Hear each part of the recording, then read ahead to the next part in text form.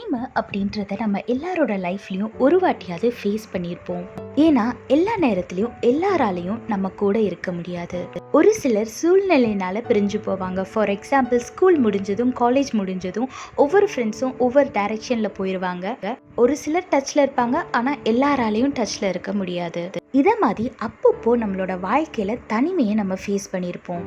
அந்த மாதிரி நேரத்தில் நம்ம மனசில் தோன்றது, நம்மளுக்குன்னு யாருமே இல்லையே, நம்மளை நேசிக்க யாருமே இல்லையே, நம்ம கூட ஆறுதலாக பேசுறது கூட யாருமே இல்லையேன்னு நம்ம ரொம்ப கவலைப்படுவோம்.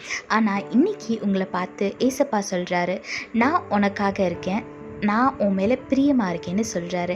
வேதத்தில் பாருங்கள், ஏசாயா 62:4 போட்டிருக்கு, கர்த்தர் உண்மையில் பிரியமாக இருக்கிறாருன்னு வேதத்தில் போட்டிருக்கு. ஆமாங்க, ஏசப்பா உங்கள் மேலே பிரியமாக இருக்காரு. அதனால் இந்த உலகத்தில் உள்ள யாரும் உங்களை நேசிக்கல, உங்களை ஒதுக்கி வைக்கிறாங்க அப்படின்னு நீங்கள் கவலையே படாதீங்க.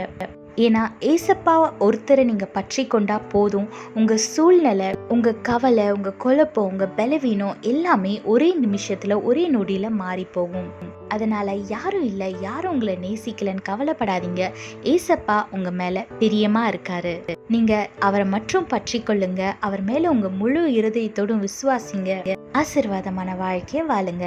கர்த்தர் உங்களோட கூட இருந்து உங்களை ஆசீர்வதித்து பாதுகாத்து வழி நடத்துவாராக. ஆமென். Most of us has faced loneliness at least once in a lifetime, because people cannot always stay with us. For example, your school friends and college friends will leave you after the school and college days are over. Some people will be in touch with you, but some of your friends will be like a stranger. Likewise, we all have faced loneliness in our life. Today, if you're feeling lonely, or if you're feeling rejected, or if you're feeling unloved, don't worry. Our Lord loves you. Look what the Bible says in Isaiah chapter 62 verse 4. The Lord delights in you. Our Lord is really happy in you, and He really loves you. So don't worry about the worldly people or the people around you, because the only one who truly loves you is our Lord. So don't worry about other people. Hold on to our Lord. Keep your faith in Him, and He will do great miraculous things in your life.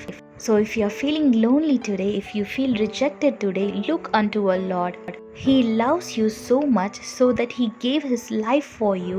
He sacrificed His life for you so that you can live a sin-free life.